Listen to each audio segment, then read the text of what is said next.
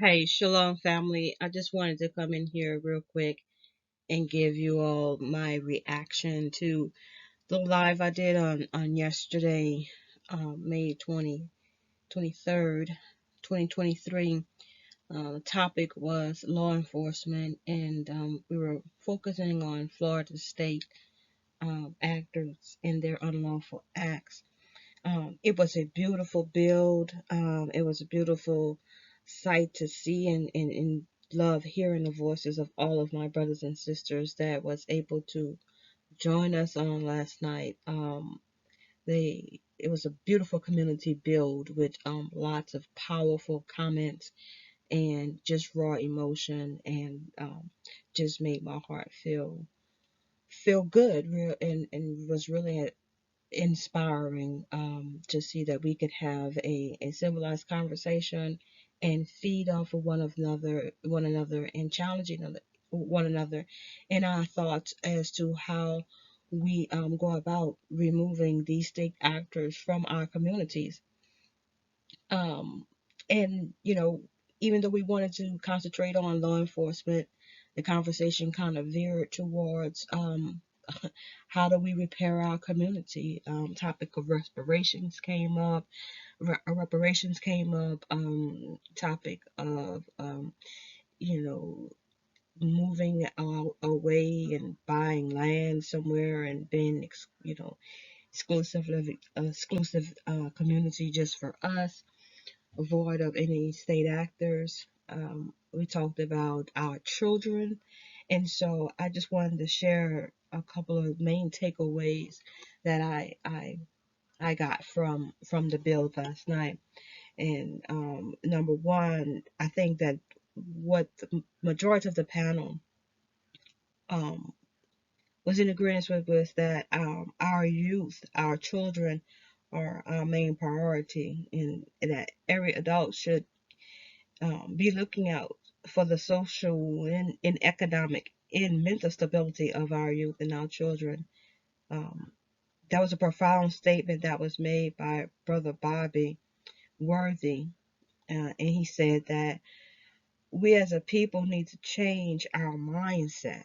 And I thought, wow, that was powerful, and you know, took a while for me to grasp what in exactly what he was saying or trying to convey when he inserted you know our children listening to rap music and how that influences our mindset, right?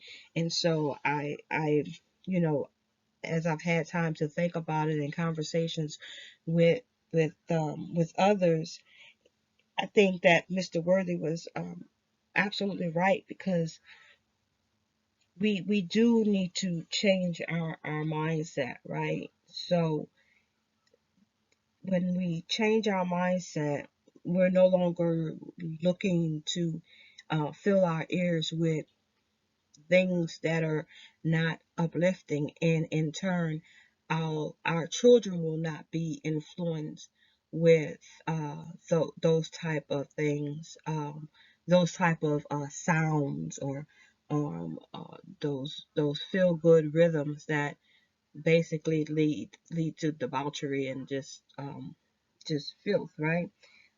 Degrading scenes that our children should not be seeing and should not be imitating.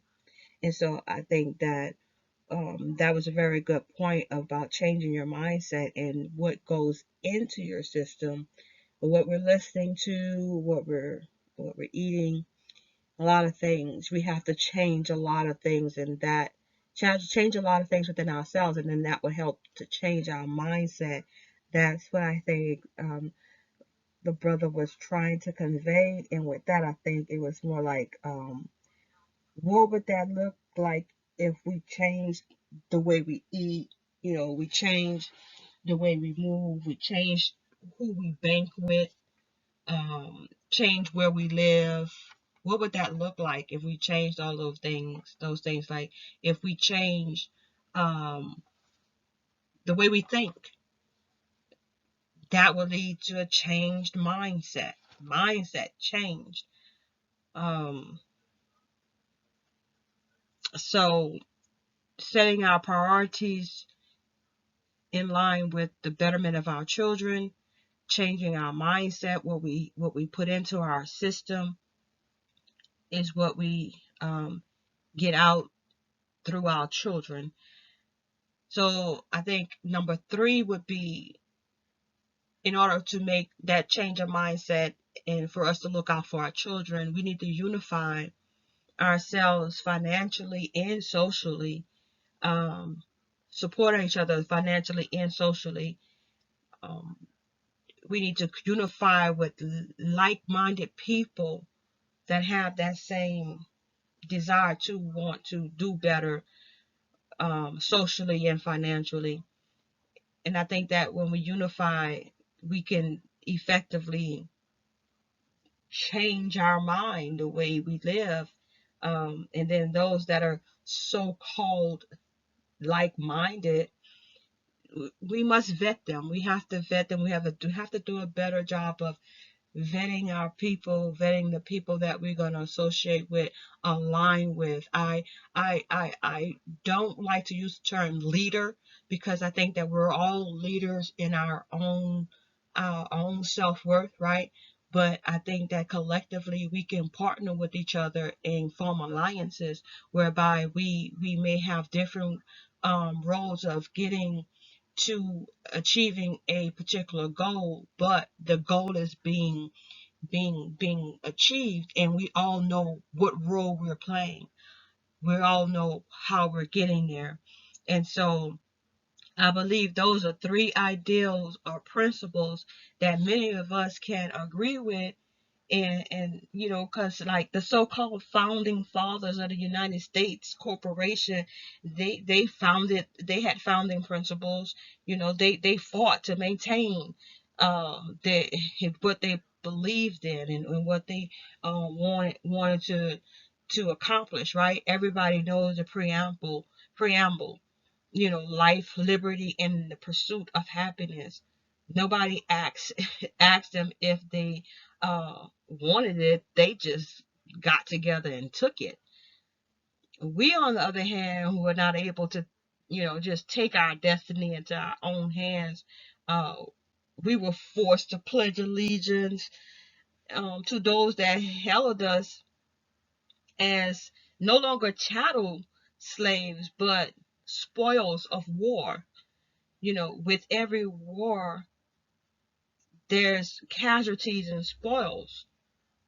And we are the descendants of the Civil War, right? We're the descendants of those who were the spoil of the Civil War. So when will we break the mental change of slavery, creating a mindset that will give us the courage to self-determine what is good, what is just, and also what is righteous? I'm Achoti Speaks, and I approve this message.